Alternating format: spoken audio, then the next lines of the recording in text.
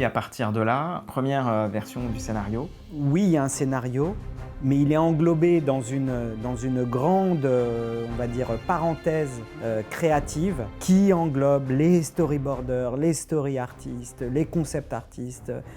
Et le scénario écrit finalement, c'est plus sur les thèmes, la structure du film, comment on raconte cette histoire, les grands mouvements, les grands chapitres. Time lapse, they sewing. Right. With the music. You don't remember? Really? No, what? Mais très vite, on a besoin de le mettre en image. On a travaillé avec Flo sur l'univers graphique du film. Il a pris en main à la fois les décors et puis il a supervisé les designs des personnages. Donc mon travail consistait à développer tout l'aspect visuel en fait du film, en passant par le design des personnages, le design des environnements, de la lumière, des couleurs du film, etc. C'est tout un univers à créer. Les personnages, leur identité, leur apparence, rien n'existe.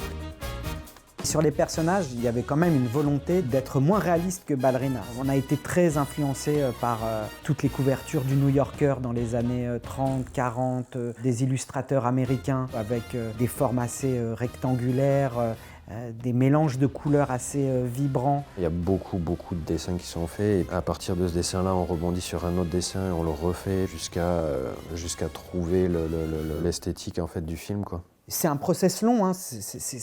C'est un choix quand même, c'est un personnage qu'on va suivre, avec qui on va travailler pendant 5 ans. Just think you're amazing and lucky to have you as my dad.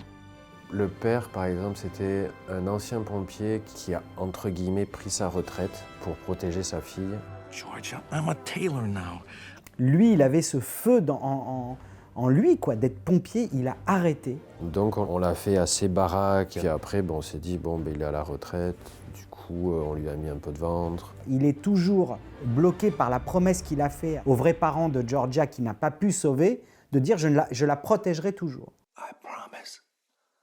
I'll always protect you. Georgia, c'était plus des traits de personnalité qu'il fallait qu'on arrive à transcrire à l'image, cette espèce de côté très volontaire, qui sait ce qu'il veut. Depuis petite, elle veut être pompier. D'ailleurs, elle pense que c'est dans son sang. C'est son père. Georgia, elle me fait du bien. Elle est pétillante, elle se fait mal, elle se relève, elle prend tout de façon positive. Donc voilà, c'était d'essayer de transcrire cette énergie qu'elle a justement en dessin. She's driven by her heart and her passion, so I think she's kind of inspiring that way, like for people like me, for women of any age, really. Boom! You inspire me. 85%. Et le personnage de l'arsoniste, c'est un des personnages sur lequel on a le plus buté. Et il y a eu plein d'étapes. Une des grosses influences, c'est Steven Spielberg à l'époque de Amblin, où il y avait ces personnages très réels avec un élément fantastique qui chamboulait tout. Moi, ces films m'ont marqué à vie. Et donc, il y a eu cette quête de recherche de fantastique, de pouvoir fantastique. What is it? I don't know. On savait qu'on ne voulait pas une représentation réaliste des incendies et du feu. D'ailleurs, il n'y a pas de flammes dans le film. On voit la conséquence des flammes qui sont la fumée, mais on ne voulait pas non plus une fumée réaliste. C'est pour ça qu'on a fait des fumées colorées. Et on a beaucoup discuté avec le directeur artistique, on l'a briefé dès le début, en lui disant il faut que la représentation des incendies ne soit surtout pas anxiogène. Et finalement, quand on pense aux pompiers, on pense au jaune et au rouge. On a pris la couleur opposée au jaune, c'était le violet.